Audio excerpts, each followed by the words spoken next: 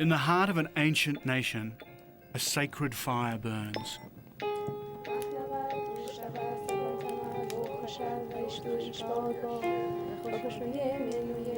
It hasn't been extinguished for over 2,000 years.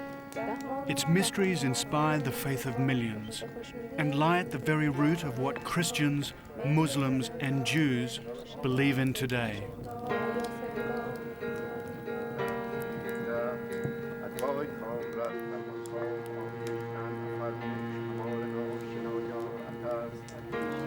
If I am to find it, I'll have to set out on a 2,500-mile journey, a journey which takes me behind a lifting veil of Islamic fundamentalism, to a place where time and history began.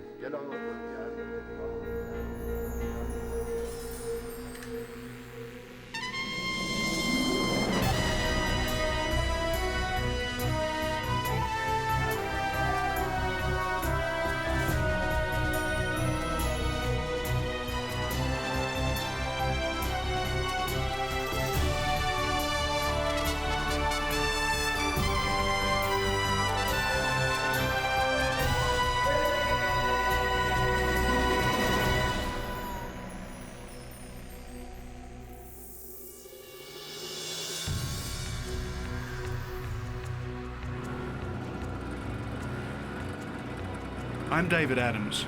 I'm a photojournalist, and my work takes me on journeys to some of the most remote corners of the world. Now it takes me to a place where many have been afraid to visit: Iran.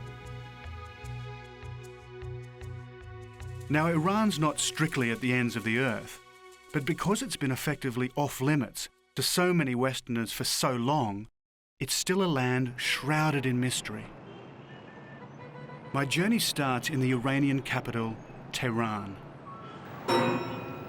where I discover one of its more lethal amateur sports: extreme jaywalking.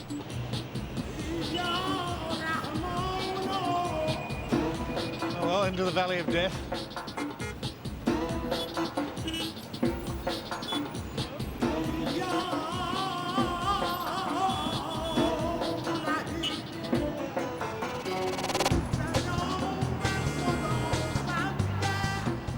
This is a daily game of chicken between determined flesh and unrelenting steel. There are police and stoplights, but no one seems to pay much attention to them. So for extreme conditions, it's best to show extreme confidence.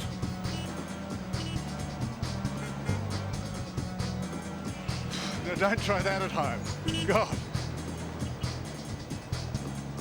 Finding myself still alive, I go and see the sights and discover that some Western visitors are still unwelcome.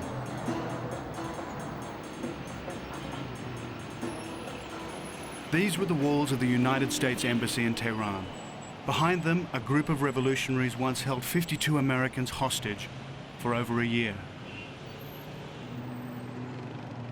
The graffiti still proclaims Iran's hatred for America, a country they call the Great Satan, and everywhere the face of Ayatollah Khomeini, father of the Islamic Revolution.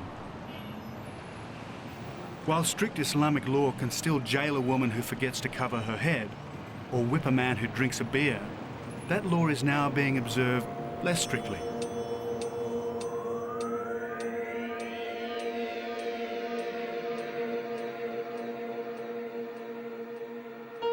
The old Iran is re-emerging from behind the fundamentalist veil. An ancient land with roots reaching right back to the beginning of time. Centuries before Jesus, a man was born here whose genius still shapes our world. His name was Zarathustra. We call him Zoroaster.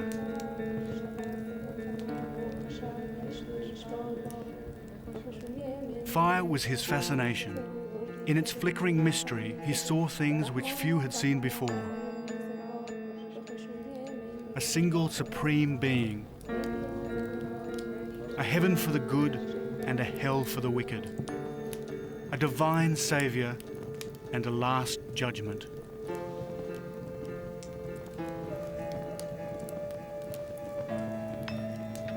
Jews and Christians have long embraced versions of these beliefs, beliefs which are still at the centre of our civilization today. So for me, this is as much a spiritual journey as a physical one, as I head into Iran's remotest corners in my search for Zoroaster's eternal flame. My route takes me northwest into the Elburz, a long finger of mountains on the southern shores of the Caspian Sea. Here, I hope to catch a bus deeper into the mountains.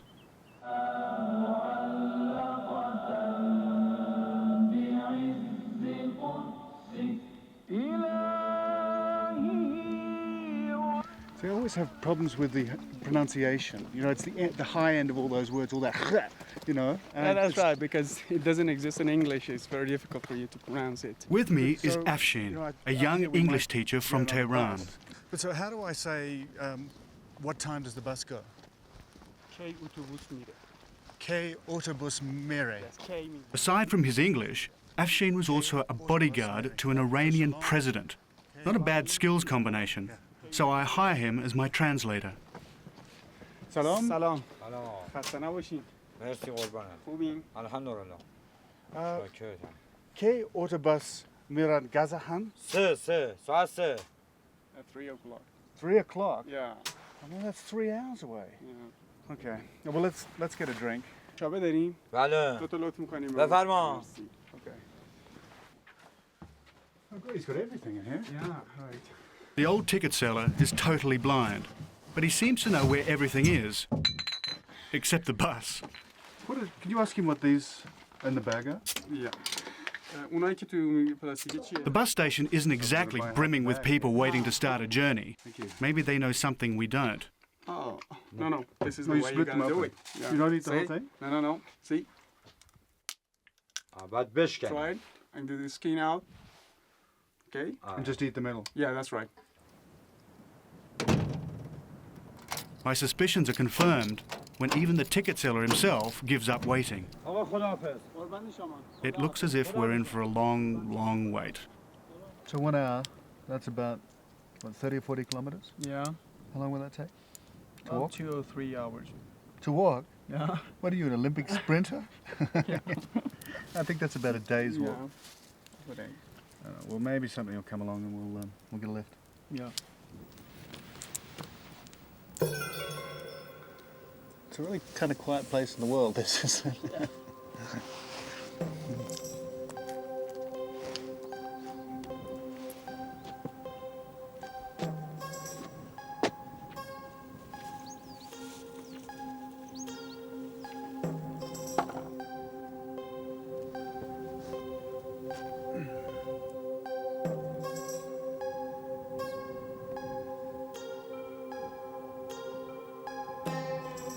We're stuck in the middle of nowhere, an Islamic revolutionary nowhere. They may have been able to enforce Quranic law, but they can't make the buses run on time.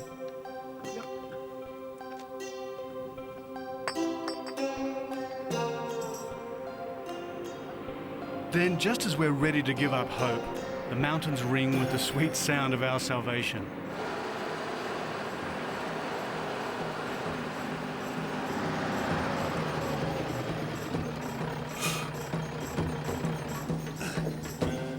It's not a bus, just a kind truck driver who takes pity on us wayward travellers.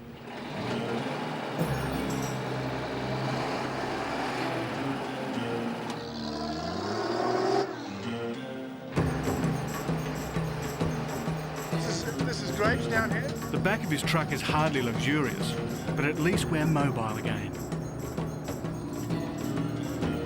Yeah, this is great. Here we get out.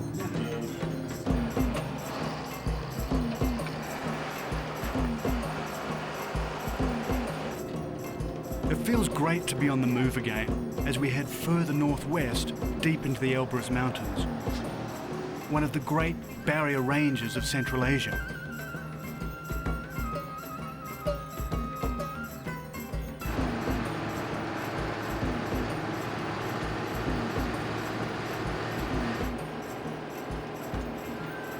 Some of these peaks are over 10,000 feet high.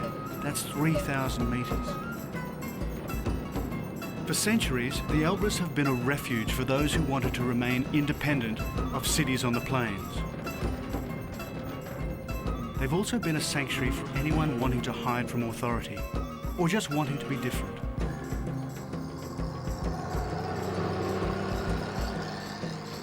And these mountains have also been a place from which to plot mayhem. My journey's about to take me into the lair of the assassins and the fortress of a very dangerous man.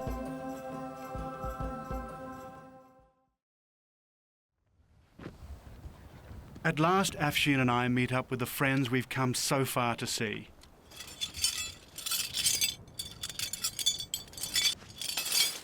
While Reza is an expert mountaineer, his mentor, Aziz, is a legend.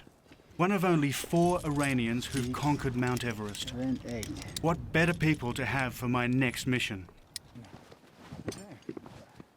Gear checked and packed, we set off for the place whose name means eagle's teaching, Alamut.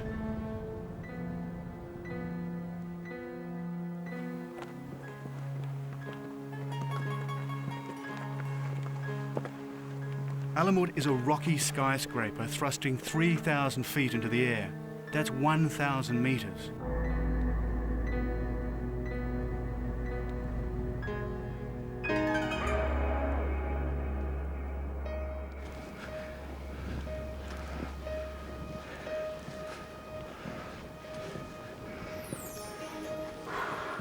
Maybe it's just the extraordinary shape. But as you toil up its slopes, you begin to understand why some people believe that certain spots on Earth possess uncanny powers.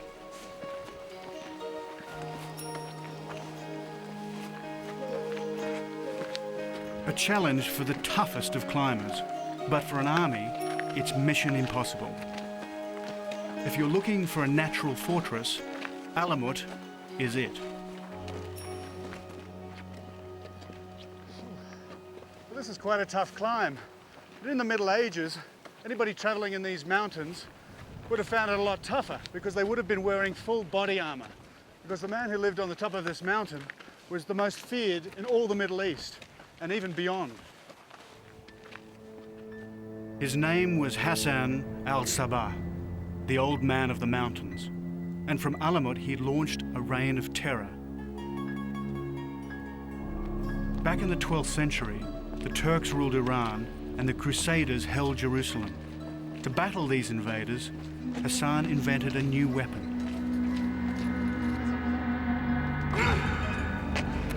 Political murder. His followers killed princes, generals, and grand viziers, even a Crusader king. No one was safe from Hassan al-Sabah.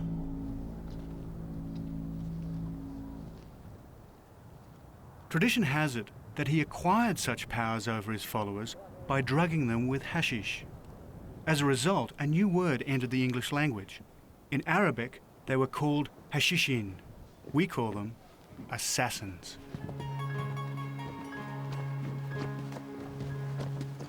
And there's another story. If Hassan al-Sabah wanted to impress a visitor, he had only to say the word, and fanatical assassins would leap from Alamut to their death on the rocks below. I thought I'd see what it was like. In a more controlled sort of way, of course. It's good? Yes, very good. Reza and Aziz are veteran rappellers, or abseilers. Before they'd agree to help me, they wanted to know if I'd done this before. I tell them I have, but what I didn't tell them is that it was a long time ago, in high school, when I was only 18. The difficulty in jumping off a cliff like this is an 800-year-old castle, or probably more, and the whole thing is rubble on top, and at any moment the whole lip of it could actually fall down and fall on top of us as we abseil down. But with a bit of testing, we should be able to work out if it's going to hold or not.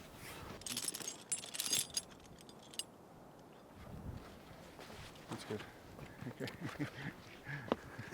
نه منم میذارم سر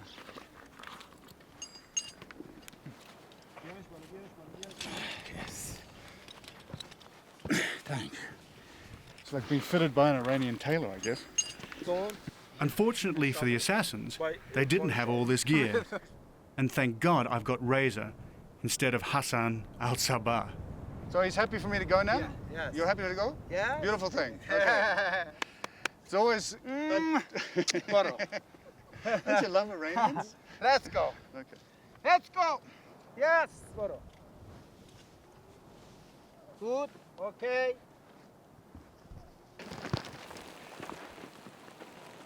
A little unfirm. I always knew that someday I'd go over the edge.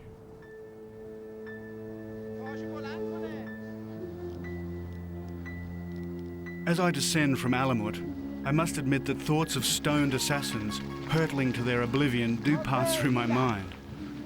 But of more concern are the stones from this crumbling fortress hurtling down by my head.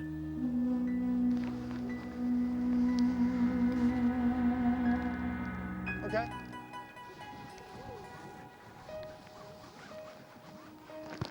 The thing about doing this is that it's somewhere between fear and absolute elation.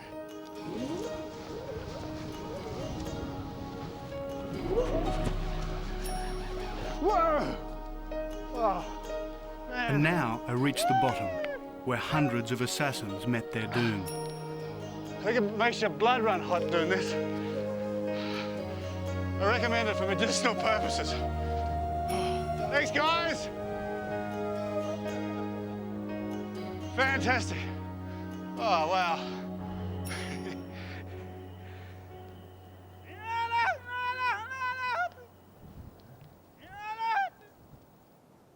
That evening, we build a fire in a cave from which it is said that Hassan al-Sabah once directed his campaigns of terror. Aziz sings songs about the mountains, and as darkness falls, our singing keeps the ghosts of Alamut at bay.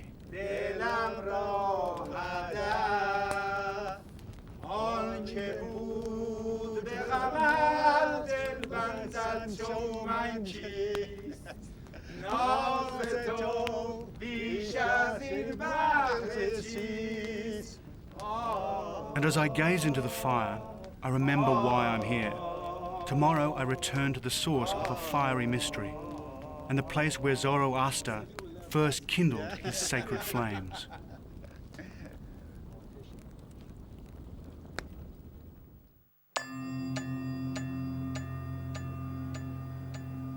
Further on into northwestern Iran, the snows from Central Asia sweep across the mountains as the winter temperatures plunge below zero. Now I head off alone on a personal mission to a place called Takht Solomon, Solomon's throne.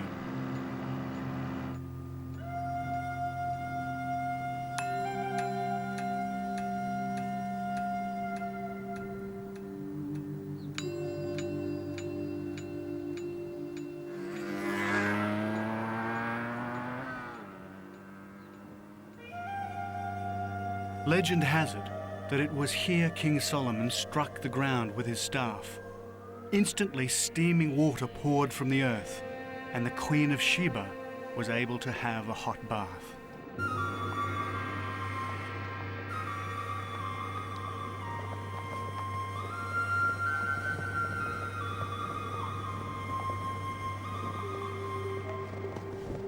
But there's another legend. Also beside this thermal lake, I find the ruins of a Zoroastrian temple. This is one of the places where the great mystic, Zoroaster, is supposed to have been born. In this pit, some of the most sacred fires of Zoroastrianism once burned. Eternal flames tended by priests called magis. Magic flames, for that's the source of the word magic. Flames never to be extinguished.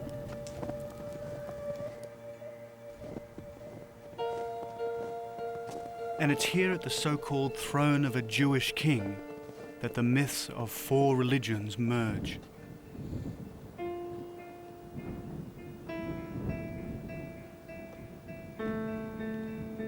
It was from here, 2,000 years ago, that three magi set off in search of a newborn child, guided by a star. The star took them to Bethlehem. There they found a Christian son of God and a great prophet of Islam, Jesus.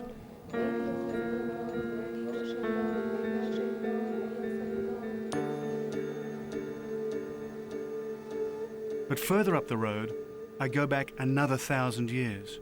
This is the biblical land of Nod, where Cain slew Abel. The further I travel, the further back in time I seem to go. To the beginning of time itself, in fact. For somewhere around here is supposed to be the place where time began. The Garden of Eden. But the facts don't seem to match my expectations. A glimpse of paradise, perhaps? A garden where Adam and Eve once frolicked in a perfect world? Not this barren, windswept wilderness. I feel disappointed, and then I drive round a corner and see this. Oh, wow, look at this village. It's a village carved from living rock, the home of the Iranian troglodytes. Eons ago, these bizarre conical shapes were formed by lava spewed from an erupting volcano. Here we are at Kandahar. And out of these rocks, they carved their homes, which is why it's called Kandahar. The word means the place that is dug. This is something out of Spielberg.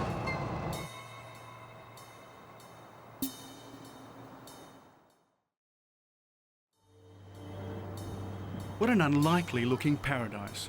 The last place you'd expect to find a Garden of Eden. It's time I took some photographs.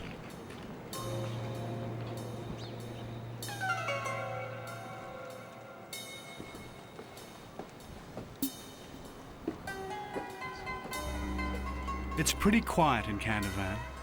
It's said that the river that feeds the Garden of Eden is supposed to flow through here. But I see no river, and I definitely see no garden.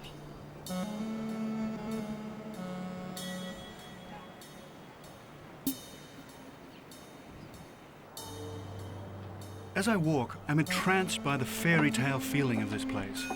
I'm told people came to Kandahar because there aren't any snakes here. Now the Garden of Eden legend is really wearing thin, but I'm curious about what lies behind those walls. I'm David. David, بفرما چایی. Ah, thank you, yes. The Iranians are incredibly hospitable, and I'm constantly being invited into their private homes. Oh, this is your family. بله. اینجا هم طبقه بالاست. And that's how I come to meet Mr. Hashim. آره. اینم هاشم. When you were much younger. من هستم هاشم. آره. And this is Mecca? مکه بابا. Uh-huh. بابام. من نرفتم. بابام رفته. Okay. اینم بابا و Your father? مرد. He's gone away. Right. Okay. Thank you هاشم. That was great. What office? هی راستی. امشب بیا شام. مهمون ما. خونه ما. I don't understand. شام. Oh, dinner. آشوق. Yeah, that would be great. Okay. I think Mr. Hashim is Thank you. inviting me See to you. dinner. So that evening, I come back with my guide Afshin, پاییز. پاییز بیشتر میشه. and Mr. Hashim's laid on quite a feast. So how is this made? بفرمایید. He's invited some shepherds to meet me, Musa and Rahim. So it isn't long before the conversation gets around to sheep. تو استرالیا هم گوسفند زیاده نه ازش Have you got بپرسید؟ any sheep in Australia? We've got more sheep than any other place on دیگه از همه جای دنیا بیشتر ما گوسفند داریم. گوسفندا رو با اسب Millions and می‌چرونن millions and اونجا. millions. این میتونه برای من یه دونه آواز بخونه؟ Can you sing for us here? Can I sing for you? Later, I'll sing for یا you. بعدا براتون I'll sing some Australian songs. And then, with no ladies present, the conversation takes a rather masculine turn. Does he have a girlfriend? نامزد دارین؟ نه. No, he doesn't. Would he like to have a girlfriend? میگه دوست داری نامزد داشته باشین؟ آره. Why not? You ask a lot of questions about his girlfriend. So how about you? Do you have anyone, you know, you would like to get married suddenly? It's difficult for me because I travel so much. So, you know, I travel maybe 9 months of the year. So it's very, no woman would tolerate that. He doesn't look convinced. ما مسافرت نکنی. And then the big surprise. Not only are they shepherds, they're musicians. Musa plays a 6-stringed instrument called a saz, while Rahim plays the sorna, a shepherd's flute.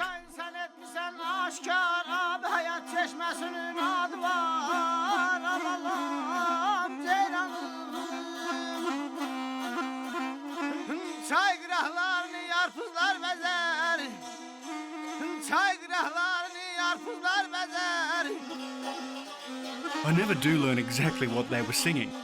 I wanted to ask when they'd finished, but they have other plans. برابر چم.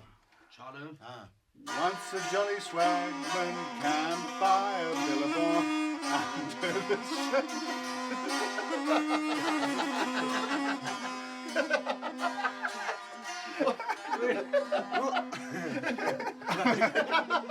succeeded in totally destroying Iranian music and Australian myth at the same time. Once a jolly swagman camped by a billabong under the shade of a coolabah tree. He sang as he sat and waited till his billy boiled. You'll come a waltzing Matilda with me. Waltzing Matilda, waltzing Matilda, waltzing Matilda, waltzing Matilda. You'll come a waltzing Matilda with me. Waltzing Matilda, waltzing Matilda, waltzing Matilda. اوه قشنگی خیلی خوبه خیلی خوبه مرسی مرسی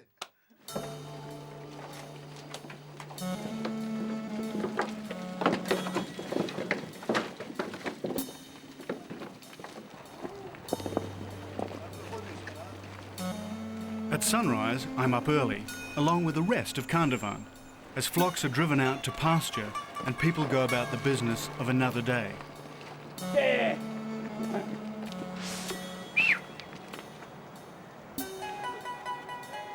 I may not have found the Garden of Eden, but I'm getting closer to the real Iran.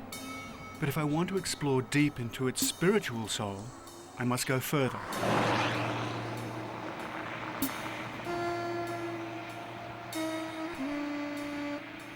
I'm about to drive to a beautiful city, where I have an appointment with the warrior wrestlers of Esfahan.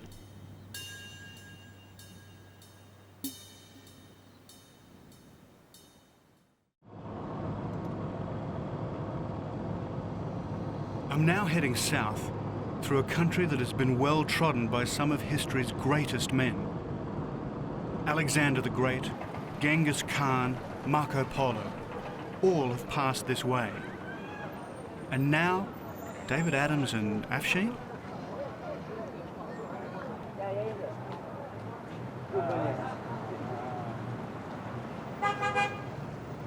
Yeah, our language is not Arabic. It's completely different with the Arabic language. It sounds very different. Yeah, it's completely different. But we use some of the Arabic words. Do you think it's a hard language to learn? No. It's very easy to learn, you know. As we drive, Afshin does his best to teach me some of his own language, Farsi. So, what else would you like to know? Well, I'd like to know how to ask for a beer, but I can't get a beer in this country, can I? If we're going into someone's home, what's the correct greeting?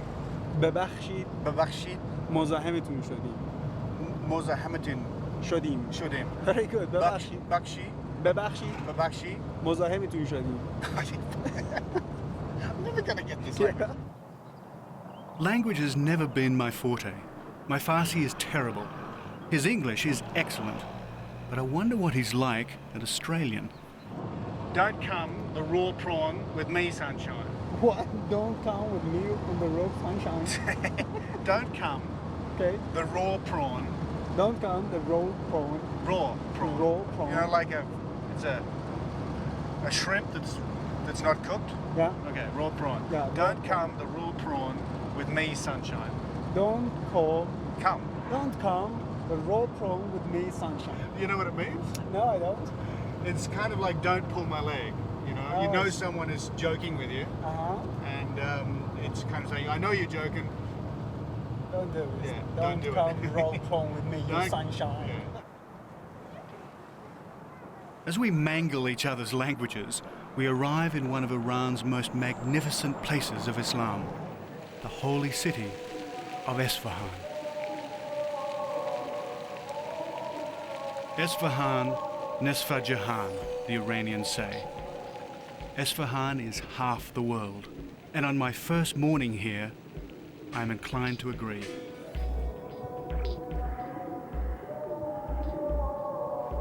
No other city in Iran compares with it, perhaps none in the whole Islamic world. It lies in the very heart of the country, and at the heart and soul of Iranian civilization.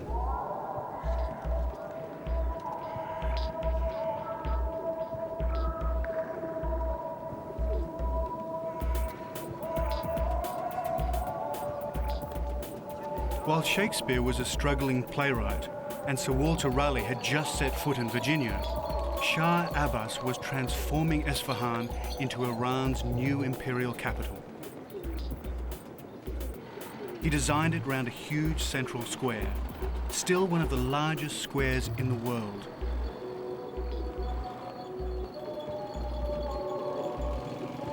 On the surface, little has changed.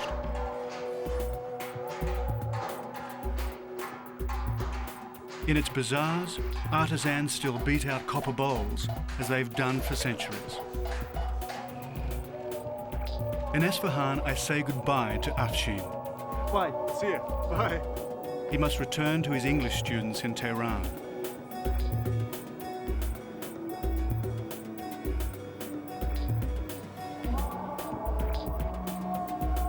In a way, the timing is good.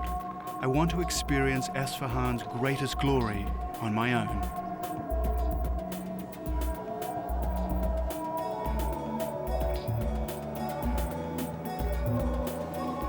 I've seen my fair share of wonders in my travels around the world, but the Imam's Mosque fills me with absolute awe.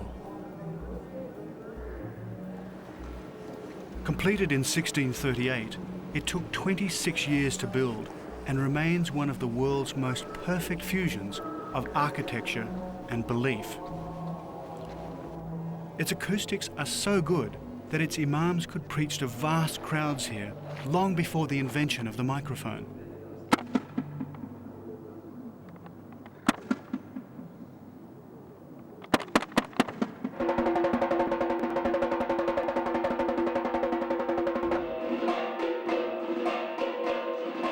Welcome to the Zorkhaneh. The name means the House of Power.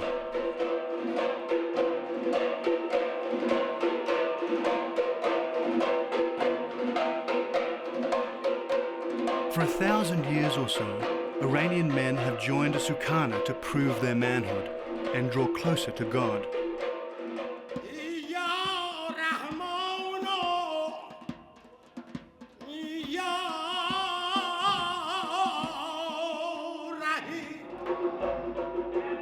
This isn't a gym.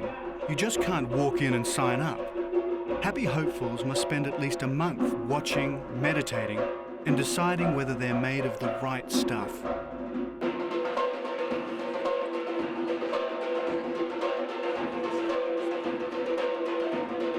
At first, Zorkhaneh seemed to be an odd mix of aerobics, circus acts, and trying to make yourself as dizzy as possible. But it's actually a very ancient way of life. Before the days of standing armies, it was the Zorkhanis that transformed peasants into soldiers.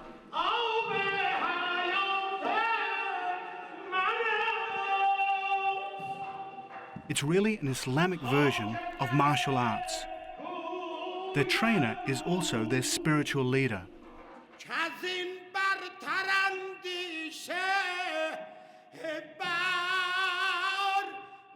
As they do their workouts, he chants verses from the Shahnameh, an epic poem celebrating the deeds of a mythical Iranian Superman.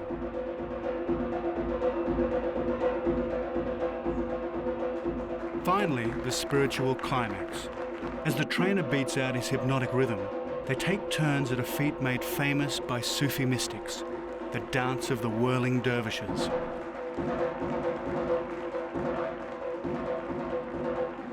Sufis believe that as they dance, their souls leave their body and journey to God.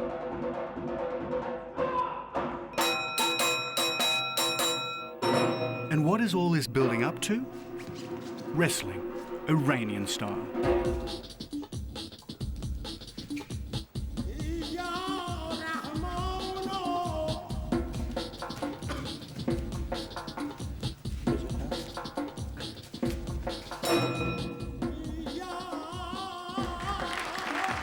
Perhaps I've been watching too much wrestling on television, but after all the warm-up exercises, Iranian wrestling seems to be a bit of an anticlimax. That's until I'm handed these. I've never wrestled before. Yeah? Okay. The message is clear. This might be journeys to the ends of my life, I think. This is the point when I'm in serious danger of making a fool of myself. And it will be all the more embarrassing if I can't fit into these Iranian wrestling togs. Okay. Iranian colours.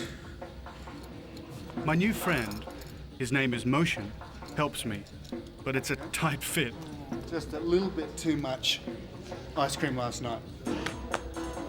Good, good, very good. Okay.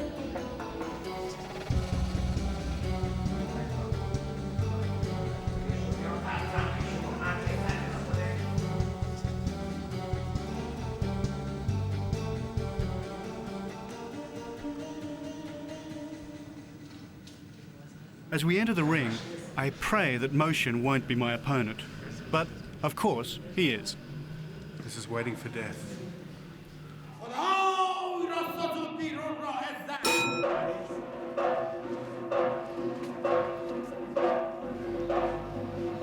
So I'm squaring off with a man who's been wrestling since he was 5 years old, while I've been a wrestling spectator for about 15 minutes.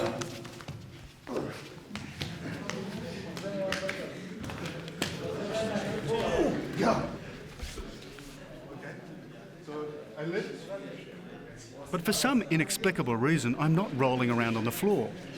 Maybe they don't want to embarrass me. This is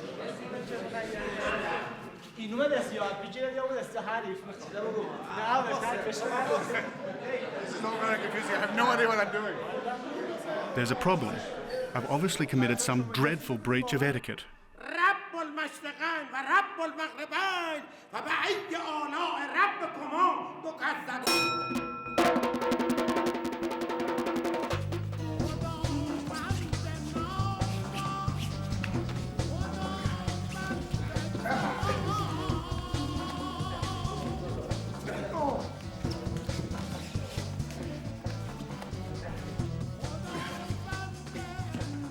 But after only a few minutes up against one of Esfahan's wrestling champions, the referee literally throws in the towel and declares the match a draw.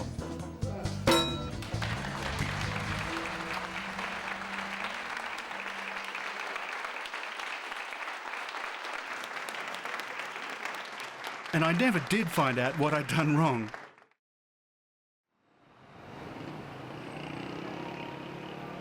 The next day, Motion invites me to another Esfahan tradition. To get to it, we have to go by this bridge. But we don't just go over the bridge, we have to actually go inside it. And there we find a tea house. Here, retired wrestling champions pass the day away, with tales of triumphs past.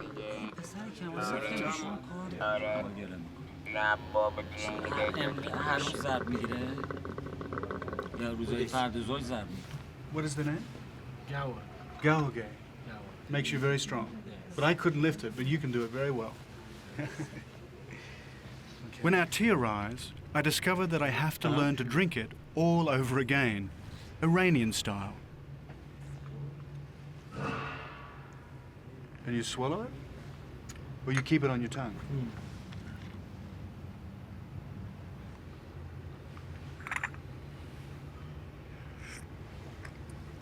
No, we can't do that. Then, just when I've mastered tea drinking, the dreaded hookah arrives. Oh dear, this looks lethal. I feel like the caterpillar in Alice in Wonderland. This is so tobacco. Ooh, I don't smoke, you know.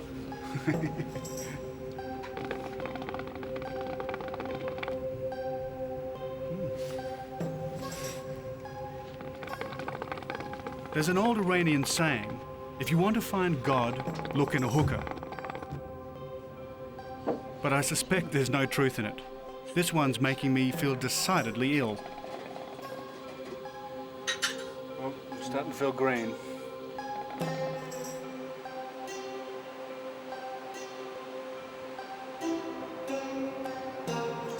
It takes me a few minutes to recover from the hookah, but its smoke has reminded me of my quest. Before I leave Esfahan, I've got one more stop to make.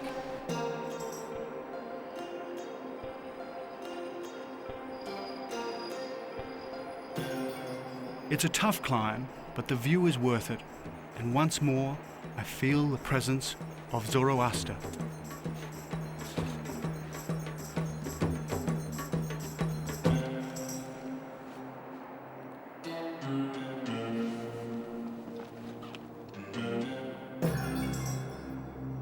These are the ruins of an ancient temple, once more taking me back to a time that precedes Islam, where once the sacred flames burned. Tomorrow I set out for the source of that fire, a fire that hasn't been extinguished for thousands of years.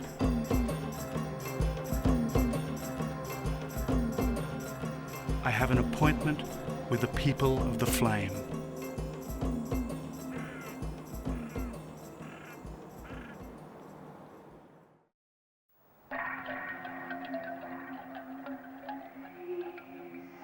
Further southeast of Esfahan, in the heart of Iran, are the ruins of Persepolis, ancient capital of the mighty Persian Empire. Persepolis is actually its Greek name. In ancient Farsi, it was called Parsa. And 2,400 years ago, Parsa had running water, an effective drainage system, and not to mention one of the world's greatest libraries. From here, you could send a letter to the ends of the earth. That was until Alexander the Great destroyed Parsa in the 3rd century BC. You know, I've always wanted to come to Persepolis. As a kid, I used to read about Alexander and what the Greeks did when they came here. But walking through these columns, you can just get an impression of what this place must have been like. I mean, these are 60, 70 feet, and the roof was on top of that. It's just mind-blowing, really.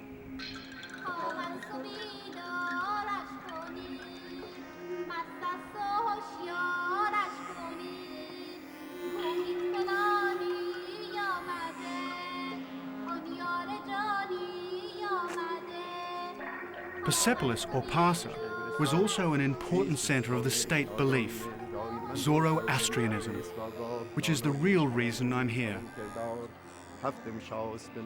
Near Parsa is a group of living Zoroastrians, worshipping before the tomb of a former Persian emperor, Darius the Great. It's a sign of a thaw in fundamentalist Iran. They were prevented from doing this until very recently. It's a ceremony. Thank you very much. It's very old. You are welcome to Iran. No? Yes, Thank you. of course, it's of 205,000 years ago. Really? 2,500 years ago, yes. This ceremony, it will be continued always. And over here, as you see, over there, you see the moon. This strange winged figure is the sacred symbol of Zoroaster's god.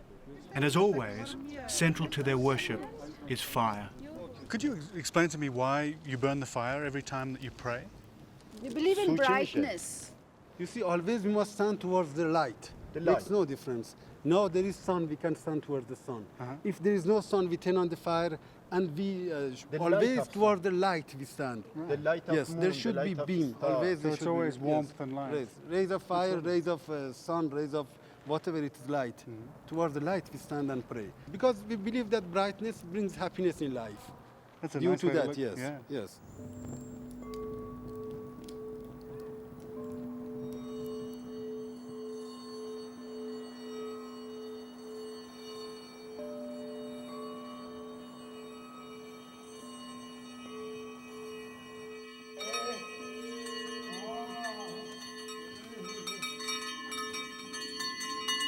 So at last I've found the people of the flame.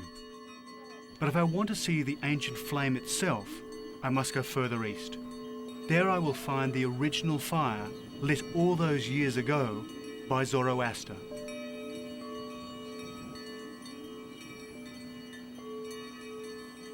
I want to travel through this country the way Marco Polo and the old silk traders did. It has to be by camel. My route takes me into the desert along the old Silk Route between China and the West, where great camel caravans once carried men's fortunes on their backs.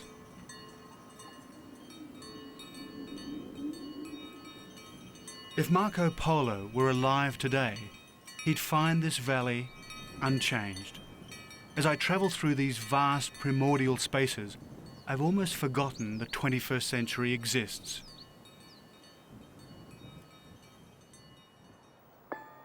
And then I arrive at my destination. It's called Chak, a cluster of buildings embedded into a massive mountain.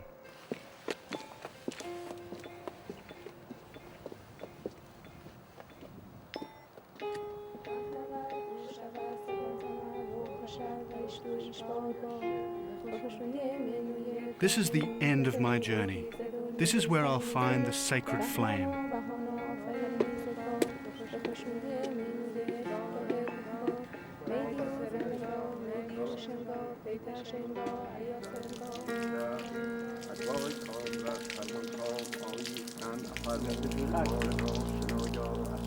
Chak is one of the most important of all Zoroastrian shrines.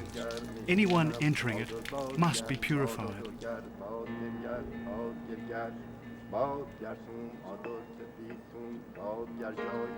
So suitably washed, I leave my shoes at the door and enter the sanctuary.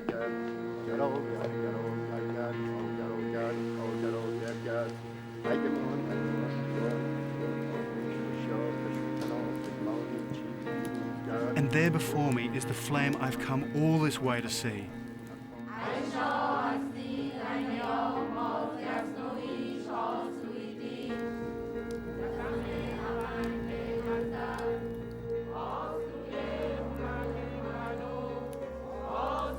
All around me are the worshippers. I don't understand the words, but in their faces I see something that needs no translation.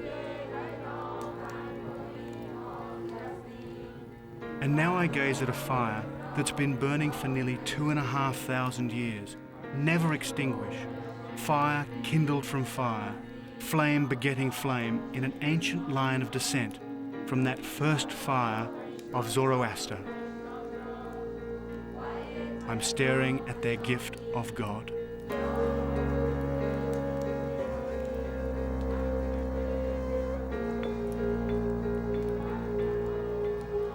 And as I watch, I'm reminded of the man who first conceived those values we still hold sacred today.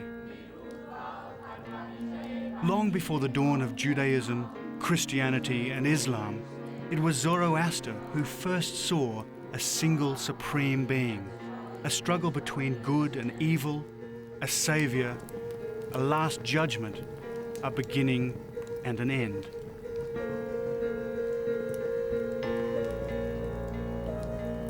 And he saw it all in a flame, the flame into which I now gaze, a flame so eternal that it will burn until the ends of the earth.